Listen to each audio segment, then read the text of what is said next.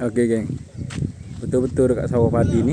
Okey, depan tu lebih kurang 600 meter jalan besar. Okey, nampak kereta regak tu. Alright. Jadi dekat sini kapal gotong lembak pas tumbuh. Okey, ada 2 biji semedi. Okey, ni satu tengah buat, yang sebelah dia pun tengah buat juga. Yang kita nak jual. Okey, boleh tengok video ni sampai habis. Memang kawasan gini tapi rumah dah saja sebelah ke banglo semedi saja dalam ni dah. Alright, jom kita tengok keadaan rumah lagu mana. Okey geng, ni adalah fasad depan rumah, boleh tengok dah. Benak comel. Sama juga di sana pun, cuma hak ni kita tunjuk dalam sebab ni dah siap tapek mozaik dah. Hak tu belum tapek mozaik lagi. Kita akan tengok sikit keliling bahagian depan dengan belakang dan dalam rumah. Jom kita tengok. Okey, ni bahagian depan tangga lah, pintu utama. Okey, rumah semedi ni 3 bilik, 2 bilik air.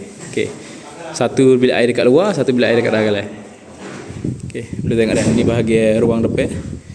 Oh, sangat luas ni. Untuk keluar saya rumah dengan keluar saya tanah, akan cerita ke dekat kita punya template lah. Okey. Jom kita tengok bilik master dulu ke mana. Ni bilik master. Oh, comel. Luas dan selesa, okey. Tingkap pun kita buat tingkap gini dah. Yang jenis tinggi gini. Standard bina rumah baru lah. Okey, ni bilik air dia. Tengok. Dan macam ni. Dan dekat sini pun akan naik rumah semedi juga lepas ni. 2 biji juga. Okey.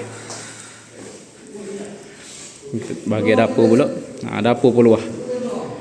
Alright. Sangat-sangat comel. Siap table top dah. Kita bagi siap table top. Ni bahagian belakang, pagar channeling belakang ni. Okey, mesah dia.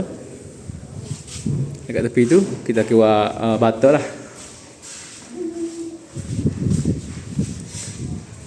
Sini bilik air tadi. Okey, ni bilik yang kedua. Dan bilik yang ketiga. Okey, sangat comel geng.